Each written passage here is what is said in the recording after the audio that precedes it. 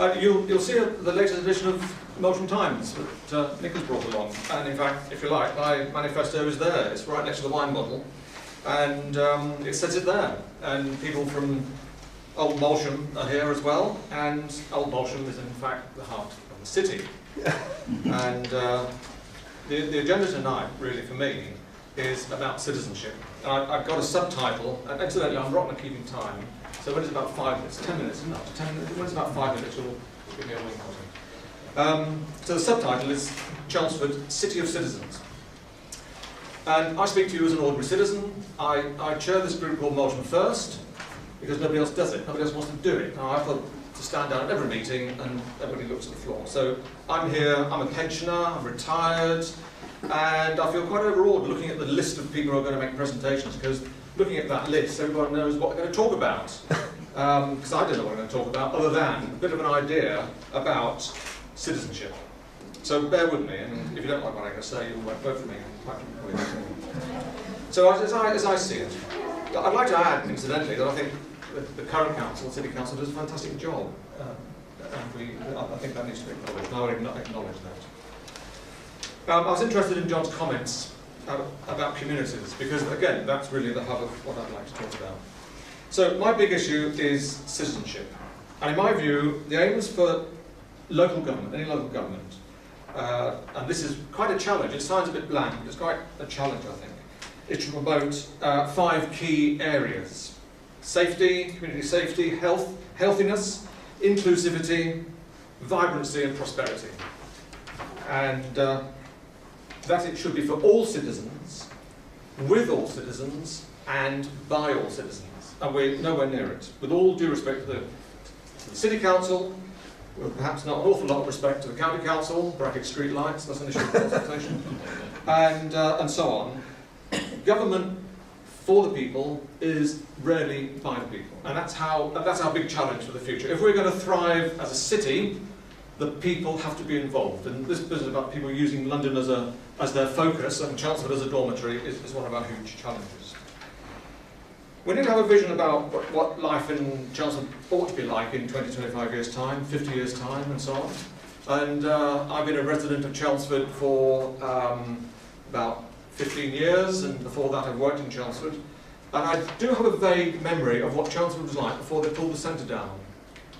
And I wonder why they pulled the centre down, and we won't go down that route.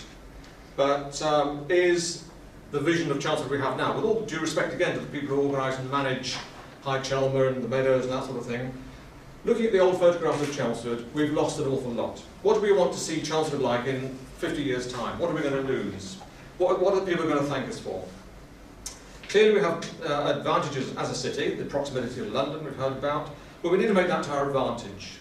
London is a vibrant global economy in its own right. Let's be part of it in an engaging way, not simply, as I say, using Chelmsford as a dormitory.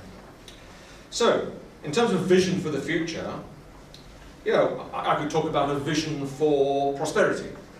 We've heard of Silicon Valley, we've heard of the Cambridge cluster, we've heard of the M4 corridor. What about the Chelmer Valley corridor? I don't know.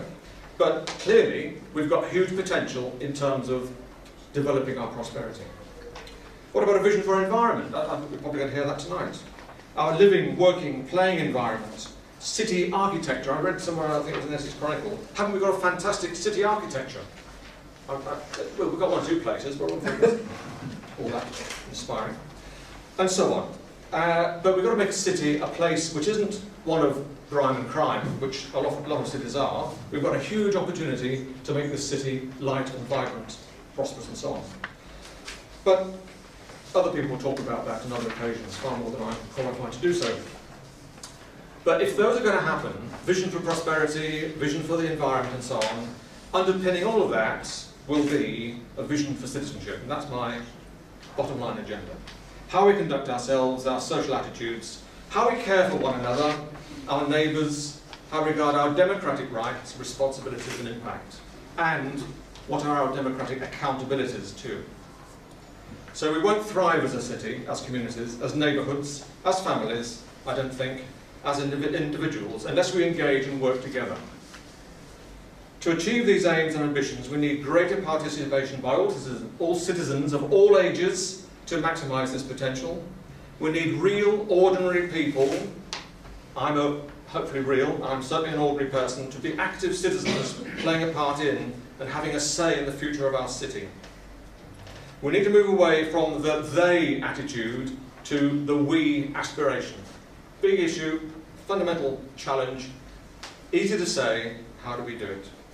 We live in a challenging, and changing and uncertain world. The more we work together over things that we have some influence and control over, the better our lives might be in this uncertainty.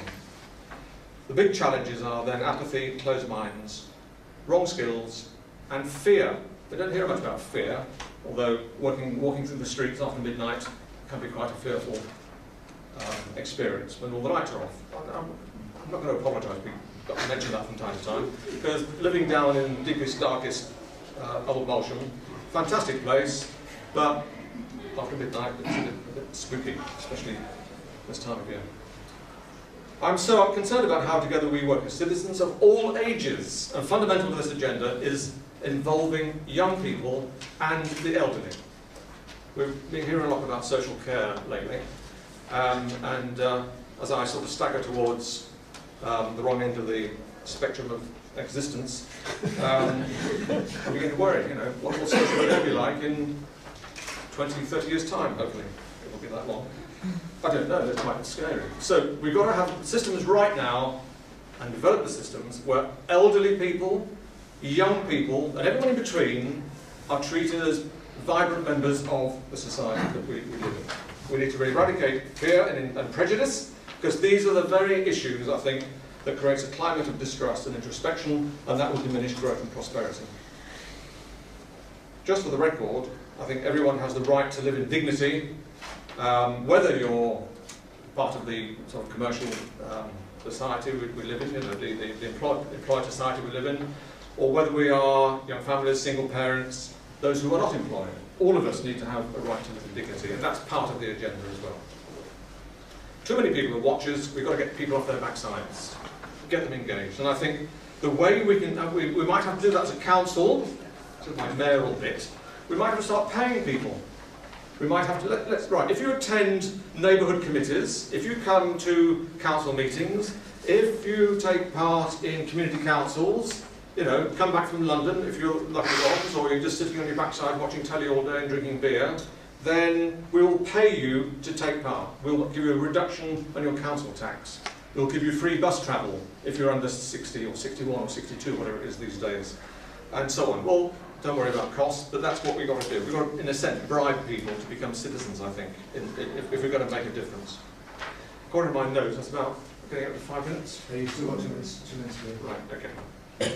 So I think that's really my agenda. We've got to get neighbourhood committees going. We've got to get neighbourhood councils. We've got to have people engaged, and we've got to have accountability and challenge at all levels. We've got to work in partnership in those forums with the police, with the city council, with the county council, of course, with the authorities, and we've got to have councillors who come along to those meetings who actually acknowledge that they are the servants of the people and not those who dictate policy without regard of the people. Now, I'm not saying all councillors are like that. Most aren't, but there are some. And I think, again, I re-echo that the City Council has actually got a very good record on the whole on that front. One of the biggest challenges is turning that round. A little bit of statistics, looking at the election results, 43% turnout at the polls of the district elections, only 20% turnout at the county elections, on average, across Chelmsford, this is. And the parliamentary elections, or the general election, I think is a bit higher than that. If there's a by-election around the country, that tends to be down in the 20s. There's a dangerous apathy on the part of the people of this country and of the people of Chelmsford, and in our experience, the people of Molsham, about participating in citizenship. And if we continue down that route, we're going to be doomed. One final word. We put out a leaflet to all the people of Old Molsham just before Christmas last year, 5,000 leaflets. Let us know about what you're up to. Drop us an email, get in touch. Do you want to be part of Old Molsham First? How many replies did we get out of 5,000? 5.